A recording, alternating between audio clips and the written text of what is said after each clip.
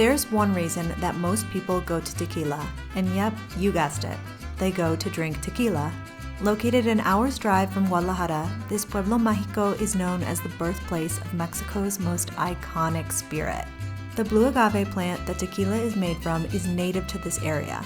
In fact, the name tequila is reserved for products distilled from agave grown in certain regions of Mexico. If it didn't come from Jalisco, Michoacán, Nayarit, Guanajuato, or certain parts of Tamaulipas, you can't call it tequila. From the stands in the main plaza serving up cantaritos and micheladas to the traditional cantinas packed with patrons sipping bachingas as they wait for the mariachis to come through, Tequila is a place people go to blow off steam and to party. Well, most people. We are getting out of Guadalajara for the day, for the night. The past couple weeks have been a lot of in the city type stuff. But this weekend, I'm super excited because one of Taylor's friends from his soccer team invited us to go out to Tequila for the day, and we're gonna do a hike to some waterfalls. So I'm super excited to see what that's like. I've been trying to get out of the city for a hike for a while. Bueno. And then we're gonna do some tequila stuff. What's up? Our weekend in Tequila started with a side of the town that most visitors never see. I've hiked enough in Mexico to know that trails are rarely well marked. If you don't have friends who know the way, it's worth it to pay a guide. They're usually easy enough to find in town.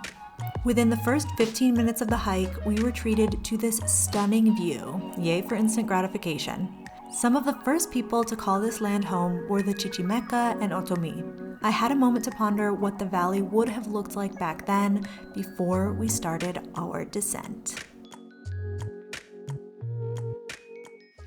The path that our friends normally take, trying to cross a little river, the path that our friends normally take had like a private do not cross sign on it today, so we came a different way, and yeah, watch where you step.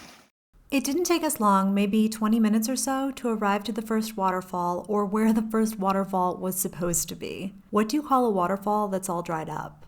A waterfall. Like and subscribe for more terrible dad jokes. It would have been a real bummer had that been the one and only waterfall, but this particular trail takes you to several cascadas.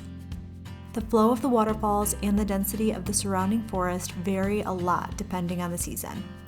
This same hike would look totally different in May. One dried up waterfall aside, it was evident that we were visiting post-rainy season. Here are a few tips if you decide to hike out to Cascadas Los Azules yourself. Number 1, wear proper footwear. I did this hike in sneakers, and while it was definitely doable, I was envious of my friends' hiking boots. Number 2, wear long pants. The path was very overgrown and we had to push past some plants with prickly little burrs. Taylor brushed past something that gave him a rash, so just watch out. Number 3, hike in the morning. Not only is this the coolest part of the day, but it's a good idea to do this hike before partaking in other tequila activities. This isn't a casual stroll, and it could be a risky undertaking if you are tipsy. Bonus tip, if you're looking for a place to stay in Tequila, the Gloria Agave is a lovely option in a great location. It has comfortable rooms with air conditioning, and there are even suites with jacuzzi tubs. I'll link this hotel in the description below in case you want to relax in this pool while looking out over the agave fields. Seriously, what a view. All right, I think we finally made it to where we are going to be hanging out for a little while. I am not looking forward to the climb back up whatsoever. This was some of the most difficult, tedious hiking that I'd done in a long while. I must have slipped 3 different times, but no amount of slippery patches or rocks or even bruising my left knee could get me down. Well, physically down, yes, but mentally I stayed up because I was doing a cool new thing with cool new friends. If you've watched my past few vlogs, you know this is exactly what I want from year 2 of living in Guadalajara. I'm trying to put down roots, and if that involves tripping over some actual tree roots in the process, so be it.